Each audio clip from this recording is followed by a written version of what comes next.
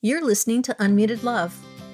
Hi there, I'm C. Eshelman, and with 35 years as a marriage and family therapist and 25 years as a parent of 2 children I brought home from the foster care system, I want to welcome you here to Unmuted Love Podcast, the one place where nothing is off limits to say out loud about parenting children from difficult beginnings. Stop for a minute, stop and breathe for a minute, long it over your head, try to listen instead, won't you? Think for a minute, who you want to be for a minute, don't get over your head, you're like everyone else, aren't you? Sometimes it's real sweet around here, and sometimes it ain't so pretty, because this is 100% Unmuted Love. So let's go. You'll be just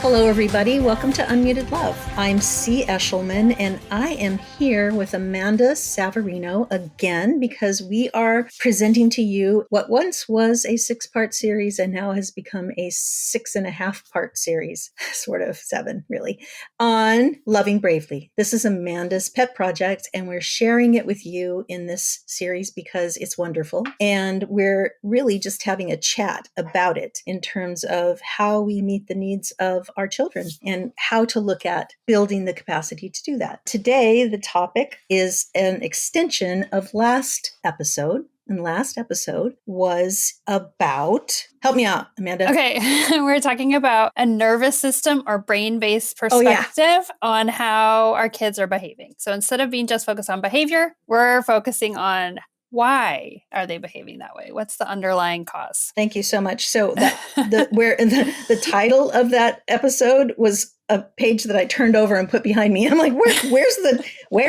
I don't know where it is. You can see that we're all just, doing the best we can at any given time, just like you all parents. All right. So we left off on this journey. We talked about a number of things, which you have already listened to in part 4A of this part. Boy, this is going to be confusing to you. I hope you can straighten it out, parents.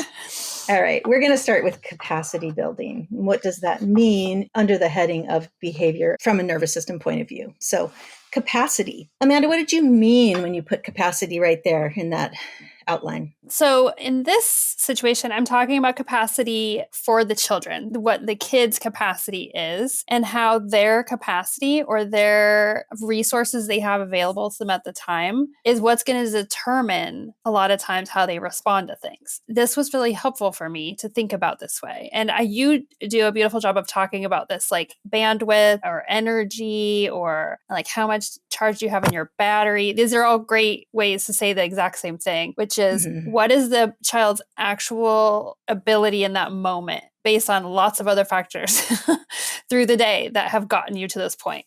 And if they have a low capacity or a small narrow bandwidth, or their battery is really drained because of all these things that impact them, then they're not going to respond in the way that you may think of as the ideal response. They literally can't. It's not they won't. It's they literally cannot respond that way. Hey, let's do a little game, okay? Let's brainstorm together. Let's just take turns going back and forth saying, what are the things that influence bandwidth? Ready? Okay, I'm ready. Hunger. Thirsty. Tired. Too many demands. Great one. Too much visual input. Tired from taking direction from a teacher all day. Great one. Loud noises. Feeling scared. Ooh, yes. Feeling sad. Being triggered. Having an uncomfortable shoe on your foot. Having a parent say no when you really wanted them to say yes. Watching your little sibling get a birthday present when you're not getting one. Oh, that's so true. The worst. Yeah. Not enough sleep. Not enough sensory or input. Not enough stimulation. Not enough play. I'm stumped. Not enough connection.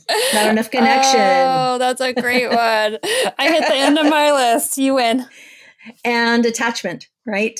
Yes. So not feeling attached, because attachment comes more difficultly to you than to maybe other people. So that's a lot. And we probably only hit, I don't know, a quarter of them, because there are lots of reasons. Just a tiny amount. There are lots of reasons a child's Yeah. bandwidth narrows. So when you're looking at behavior in your child, you need to be asking yourself, well, what's happening? What's been happening around this child? What is their capacity right now? Have I asked them 3 things in a row to do? Then on the 4th time, they're refusing. They're just saying, no, I'm not going to do that. And you're like, what? I hardly, what?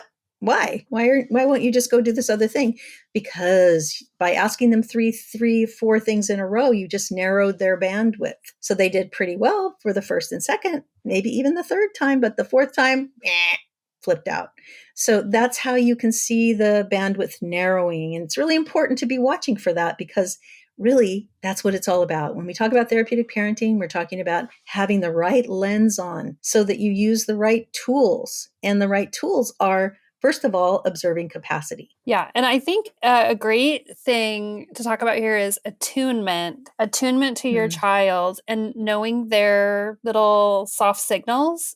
We all know the big signals, but if we can start to pick up on those clues, they sort of give you that 100-yard stare. That's a huge one. They're disconnecting from the moment for whatever reason. That's not like a snap your fingers in their face and say, hello, come back. That's not what we need in that moment. That's a big clue that they are nearing or at capacity and they need compassion in that moment. I think some great ones are these kids that doesn't seem like they're at capacity because they're spinning around and bouncing off walls and like slamming into furniture. And you think, no, this kid's got energy that he needs to burn. That one is confusing. But that's another one where they're not in their core self. They're reacting to something internally and they're needing that input for some reason or another. So getting curious and starting to really notice things that you think of as behaviors or being disrespectful as clues before you start asking for anything. Right. So this looking through the perspective of the nervous system means you become a really good detective about what you're seeing in your child. So, you literally can look into the eyes of your child, and if their pupils are highly dilated, then you can know they're reaching capacity. If their body language is starting to stiffen up or tighten up, they're nearing capacity. If they're starting to push back,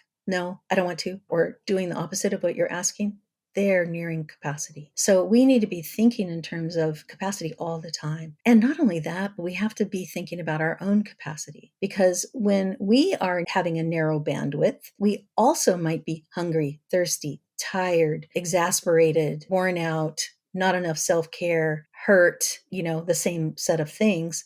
And if our capacity is low, then what we might find is that we have behaviors, right? Like too loud a voice, kind of a mean tone, facial expressions that look like I'm going to murder you in your sleep, that kind of thing. And our children pick up on all of that. And now we have become part of narrowing their bandwidth. So we have to be noticing theirs and ours. So if we're hungry, we need to eat.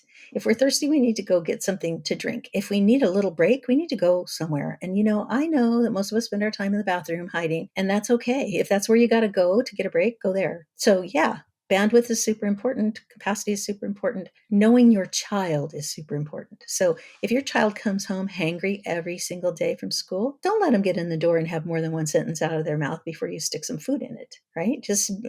Right. There's an opportunity there. Stick some food in there. Right. Just offer a really lovely coming home spread for them and make that actually a nice connection time, right? Where they come home from school. Not where you pepper them with questions about how the day went, but more like, hey, here's some really great food. Which one of these do you like? Do you like the carrots? Do you like the raisins? Which one? What does the raisin taste like if you just hold it on your tongue for a minute? Just weird stuff you can do, which is total connection with kids, depending on their age, of course. I think that's so important. And speaking of school's the number one in my life, the number one capacity drainer of kids. Just thinking of all the skills, all the self-control that they have to use to get through a day, especially our kiddos who are just barely hanging on in an ideal situation. School can be incredibly taxing. So back to like knowing our capacity and our kids' capacity, this was a big one for me. If I started taking everything that they were doing or saying personally, then that meant my capacity was low. if their behaviors feel personal, I have low capacity. It also helps me to understand them better. Like, this is a great little tunnel or little lens we can look through. Wow, he was saying those things and I felt like he was attacking me personally. That is probably how he feels when he has low capacity and I'm just coming after him, one request after another. We can really take their perspective if we can just sort of find a lens to see it through based on experiences we've had. But yeah, school. Don't take anything they say personally after they get home from school. Don't even listen to what they're saying. I feel like just like, here's some food or a drink of water or your sensory swing or, whatever your kid needs in that moment, because inevitably. Exactly. And try not to jump on the hooks, right? So when your child comes home with a tone in their voice that's disrespectful, try not to jump on it. That's a hook. Don't jump on that. Just let it go. If your child comes home and they throw their books in the floor, let it go, especially if they come home hangry. It's just that kind of thing where you just really see the behavior as a signal that they need something and they either don't know it yet or they can't articulate it yet. If you see it every day, you already know what they need.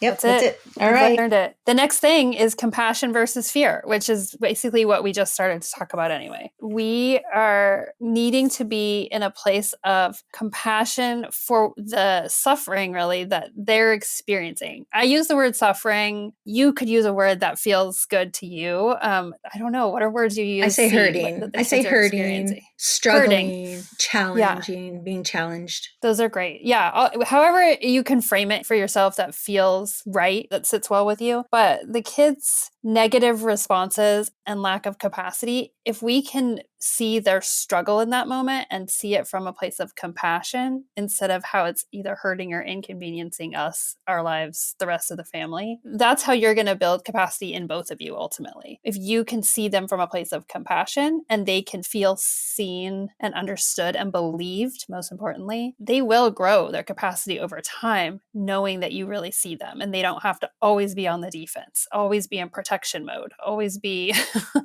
trying to defend that little bit of space that they need to just survive. Right. And that leads us right into the concept of felt safety, right? So if we meet our kids with compassion rather than with fear or loathing, depending, if we meet them with compassion, with empathy, with understanding, with acceptance, with unconditional regard, because kids deserve that, little by little, their fear of us, of adults, of the people who may have abandoned them or hurt them in their lives begins to melt away and they start to begin to feel safe with us. It's not that we're inherently unsafe as parents, but because we have all this power as parents and we're bigger and we have better insurance, one might say, then kids they start being fearful of us. They don't have felt safety. And so it's kind of a funny phrase, felt safety. What it means is the child feels in their mind, body, spirit complex, I like to call it, their mind, body, spirit complex. They feel a feeling, an experience of safety. So it has nothing to do with the roof over their head or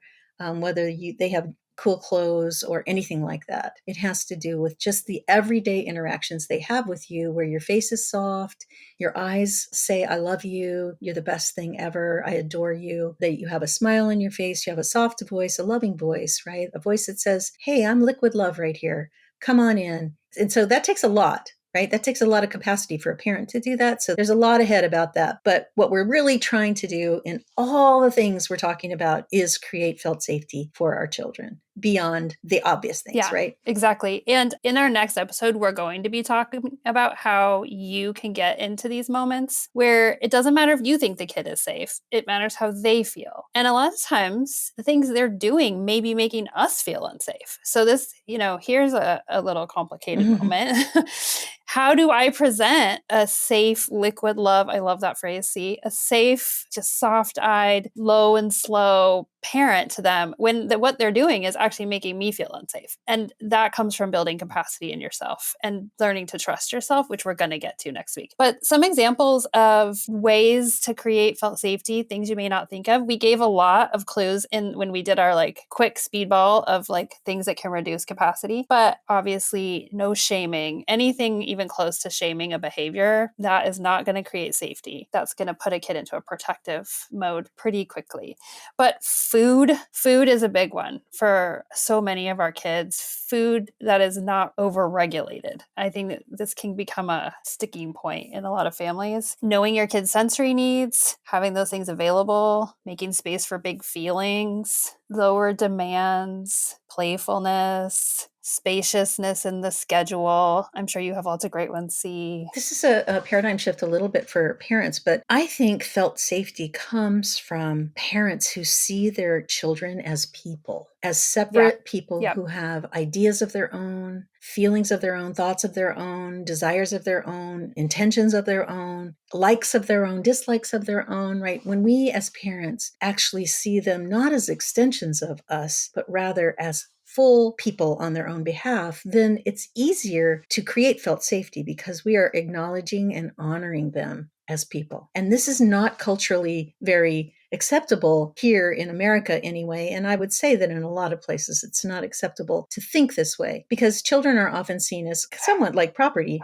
or like we own them a little bit, or they're an extension of us. And so they have to behave like we behave, or that it's not okay. But that's problematic, right? So if you walk through the world accepting your child as a person in their own right, separate from you, and you treat them with the respect you would treat another person, then they will experience much more felt safety than they do if you don't see them that way. That's a beautiful way of saying it. That's exactly it, that their needs are not less important than yours. They're just as important as yours. Just like if you were to welcome an adult into your home, any request they made for their comfort, you would honor. And our kids need to be believed and given that grace in the same way. I love that. It's a great way to, if you're having a hard time understanding like bandwidth, maybe just run it through that perspective. This is a whole entire person with a whole entire inner life that I don't understand. And I need to believe that they're doing the best they can in any given moment. I love that. Yeah, I mean, and so I'm imagining that there are some people, parents listening, they're like, are you serious? Are you serious here? I mean, my child says they're going to die if they don't get to finish this video game they're playing. How can I possibly honor that? I have an answer. Do you have an answer? I do have an answer. Are you going to make me go first? So in our family, in our world, we were very much, now this is a phrase that C uses, but we also use it too. Is it an emergency? Is this life or death? Is it going to be the end of the world? A lot of times I would use the framework of in a year or 5 years or 10 years, is this really going to matter? That helped me a lot. Or the framework of what is my long-term goal? My long-term goal is a relationship with this human being for the rest of my life, not them to like go to bed at 9 o'clock. That's not my long-term goal. So we had a lot of flexibility. We had some very firm boundaries that were pretty much immovable, and that helped everyone to feel safe, but not very many. And there was a lot of flexibility and a lot of working together. And this is a very uncomfortable way to live if it's totally contrary to everything you've ever experienced. I'm curious your response. Do we align? No, totally. Also, it is okay to have a boundary. It is okay to let them know. It's like, I would love to let you finish this, and there's something else happening that's in the way. And so how many minutes do you think you need to get to the end of where you are so that you can pause? Or how long do you think it'll be when you can be done? And I might be able to fit that in. And we do have some things to do or places to go or something else on the agenda, but I have time for you within reason, so it's working together. It teaches collaboration. It teaches things like cooperation, and we're in this together, right? We're sticking together. And so kids might work with us if we actually thought of them as people who could have the power to set a time when they would be done. Now, a child might say, well, I need an hour and 15 minutes in order to feel complete. And then, the parent would say, okay, well, I appreciate that, but that's going to put us way past our dinner reservations. So how about 10 more minutes? And then we're done. Okay, then you'll be done. Do you think? You don't know? Okay, well, how about this? In 5 minutes, I'll ask you if this is a good place. And then you'll know that you have 5 more minutes before we'll be done. That'll give you a little warning. How's that? That work? I'll be done in 10 minutes is probably what you'll get.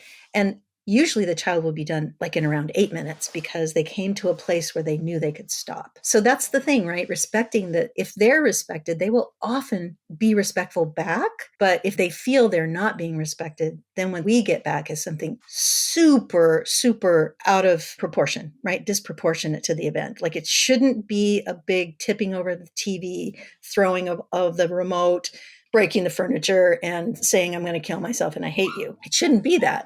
But when we don't respect Right. our children, that's what we get. Right, because their internal experience is panic in those moments. They feel threatened. Their relationship or their sense of safety feels so threatened that that is the appropriate response to how they're experiencing it. And I 100% understand that there's going to be people that are like, then I'm just going to end up with an adult spoiled brat sociopath if I do this. I have adult children now, and I had people punching holes in walls and tipping over furniture. And the softer and more collaborative and more person to person my approach, the more connection we had. And the more connection we had, the more interested he was in making sure that we were in relationship. When we had no connection and it was a very enforcing the rules and meeting standards environment in our home, he had no connection to me. He had no reason to care how I felt. I was like just this punitive, scary person for years. What was his investment in that relationship? He had to look out for himself. That was his entire perspective of our relationship. I have to protect my needs because no one else here is doing it. Once we had a relationship that he could see I genuinely cared about his needs, we progressed into a whole other level of relationship. And he is now an adult. He's not tip over furniture ever. He even has a job out in the world where other people tell him what to do, and he handles it beautifully. And I never thought that would be possible in the beginning. So it sounds scary. It sounds real scary to soften those hard edges of boundaries that feel like you need to have them to keep everyone safe. It feels like everything is going to unravel. I always put myself in the position of what would it feel like if someone who says they love me and lives with me controls my every breath, my every movement, everything I do, tells me what to do, when to do it, and how to do it, and that I'm not doing it right, and I need to do it their way, and my way is not good enough, or it's not right, or I'm wrong. Gosh, I don't know, folks. I'm pretty sure I wouldn't be living there very long. That's the paradigm I ended up going through myself. That's the lens that helped me. Gosh, when I'm really struggling and feeling out of connection with someone, the last thing that's going to help me is for them to control everything I do. Right.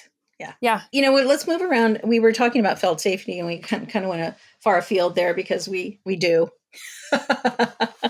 But we're back. So one of the things that Amanda is alluding to in the next part is anticipating the needs of your child as a way of maintaining felt safety and of being more attuned to what's happening in the mind, body, spirit complex of your child, right? What's happening for them? Recognizing and responding to children's needs in a proactive way. You know, I mean, I already said this, but this coming home hangry and you're there already with the food, that's proactive. Something even more proactive is meeting them at the door with a couple of grapes. Even more proactive than that is opening the door and handing them a cookie, right? Oh no, a cookie? Yes, a cookie. Because how wonderful would that be if you come home, you usually come home really angry and hangry, and your mom opens the door and gives you a cookie, the forbidden fruit.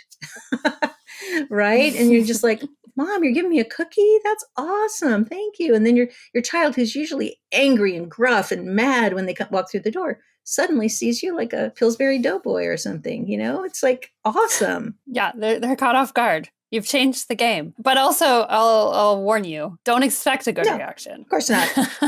No expectations. You might have that cookie and they might just grab it out of your hand and ignore you. But go in with no expectations. You might be pleasantly surprised. But right, exactly that. Anticipating needs. It doesn't mean that all the problems will be fixed. It just means that you're just going that extra mile to try to keep them in that narrow bandwidth that they have in these moments, as they expand their bandwidth by you meeting the needs, right? So you're helping everybody. You're helping yourself because you're learning how to work with your child instead of policing them. And they're also learning, really inadvertently, what are the tools that help me expand my bandwidth? You're sort of teaching them by meeting those needs and creating those patterns and systems and routines around their difficult times or transitions or anything like that. I had a few examples written here about anticipating needs that just came up in our family. Coming home from school or a sporting event or any social out in the world activity was a big one for us. We started just sort of naturally having like quiet, no one talk to me time when we got home from places. Like our family would just disperse, everyone to their own space, which used to feel terrible to me. But then I learned that just was meeting everyone's need to like regroup, build up that bandwidth,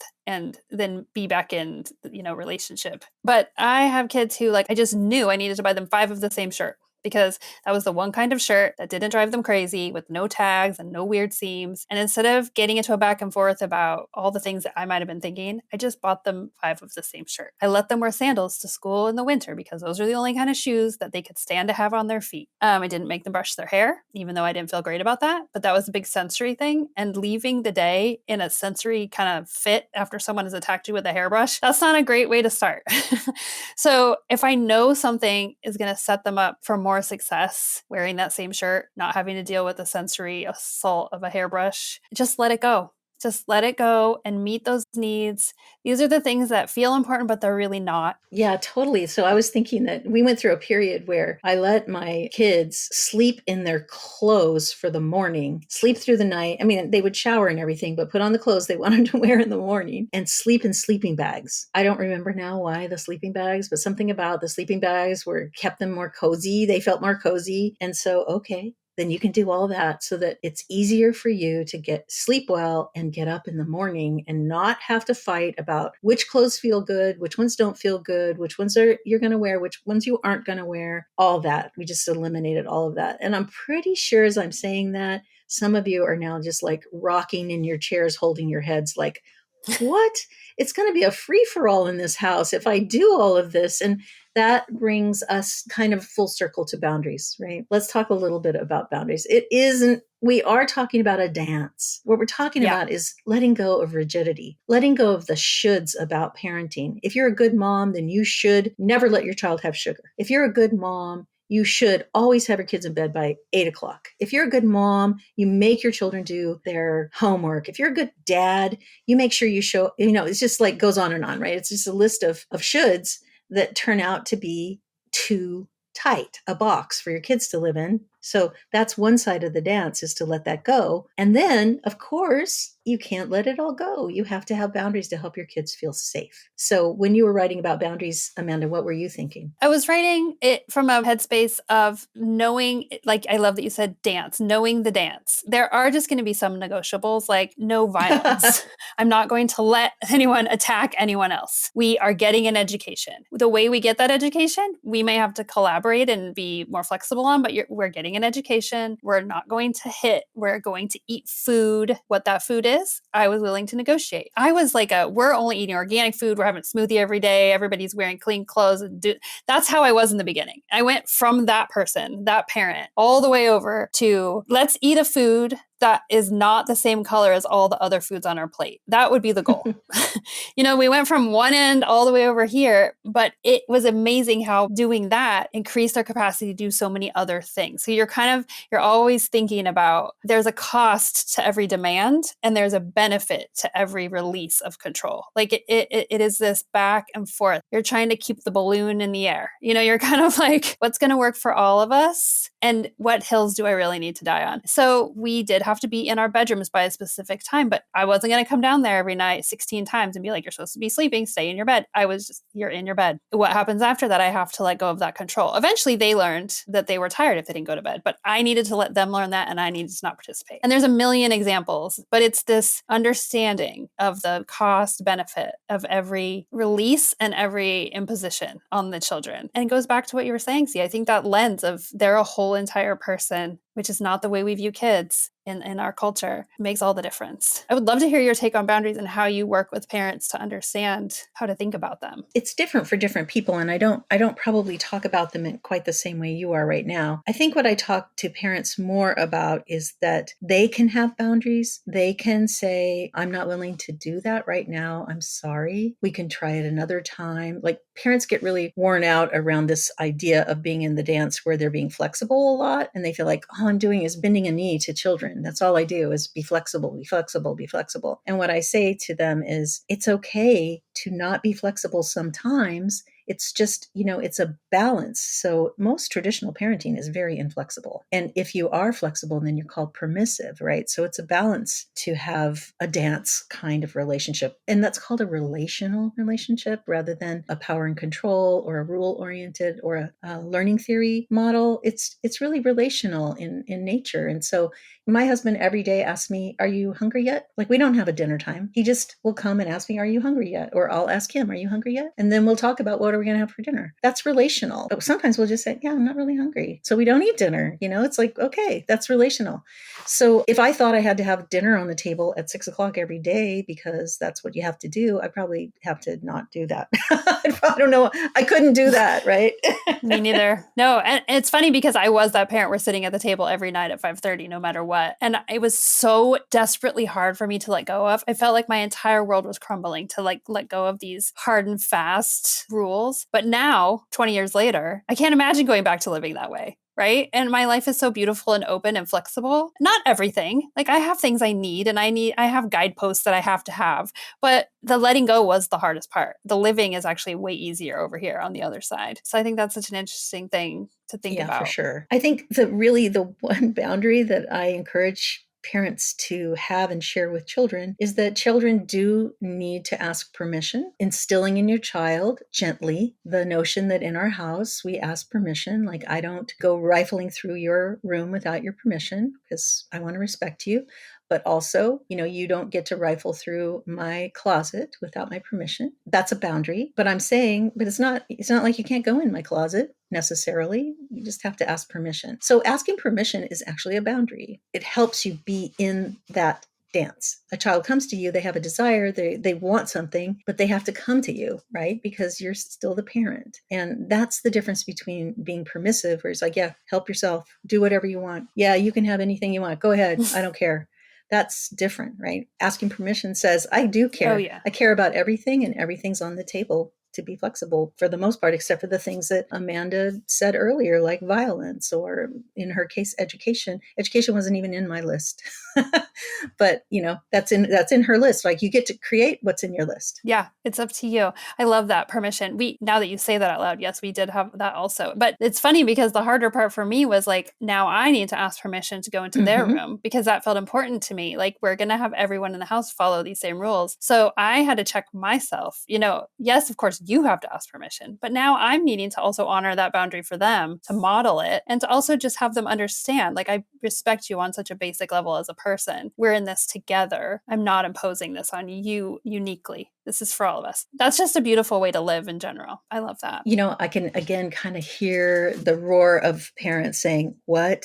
I can't go into my teenager's room and turn it upside down to find like a vape or to find drugs or alcohol. Yes, you can. It would be nice if you asked permission and they gave it to you, but you pretty much can tell that that's not going to help. But if you ask it, it's okay. And you can go, even if they don't give you permission, you can say, well, this is a safety issue. And when comes to safety, then I need to do something different. And so you can explain yourself why you're breaking one of those ask permission rules in the case of safety. And of course, needing to go into a room to see if it's safe is important to be able to do as a parent. So it's okay. You get to break those rules too if you need to, because that's part of the dance. Thanks for clarifying that, C. That's great. I'm glad you have this perspective because you've worked with so many people, many more people than I have. So you're great at anticipating the reactions of everybody. I love that. So that brings us to the end of this particular episode. I kind of want to recap all the points from last episode to this one. Do you feel like you've got it together to just say a quick summary in 1 minute? So this episode, behavior, nervous system, or brain-based perspective, we talked first about the paradigm shift of noticing it's not the behaviors I need to pay attention to, but what's underneath. And then we talked about the way we could understand that. So the first thing we talked about was dropping our agenda. We need to let go of our agenda and be present in the moment with the child to understand and assess where are they actually at right now. We talked about understanding their capacity, being really attuned to those signs that give us those clues, and also just really remembering and knowing what are the things we know really drain their capacity. We talked about seeing them through a lens of compassion versus fear. So instead of fearing those behaviors and needing to control them, we're seeing it with a compassionate eye that they're doing the best they can in the moment. We did hop around a little bit. We got to felt safety and creating that environment and that felt safety in your relationship. We want space for feelings. We want to meet needs. We want to understand that if they could do better, they would do better. Then we moved right into anticipating needs. This is, I feel like, a big part of this whole framework, understanding how we could even preempt some of the super low capacity by anticipating their needs, knowing their patterns or routines, when they need space in their day, when they need food or rest. And then boundaries at the end. Boundaries is always a big topic because we're at the end of the day still parenting. So we want to understand how do we use this framework, but still make sure everyone is safe and we're achieving some basic goals that we have for our family. Ooh, Amanda, you did it. Technically 2 minutes, but awesome. Thank you. I needed a timer. I could have done better. All right, everybody. That's the end of our episode today. Thank you so much for joining us for Unmuted Love here with Amanda Savarino and me on our 7-part series. Unloving Bravely. I'll see you next episode. And in the meantime, remember, your love matters when more than love is required.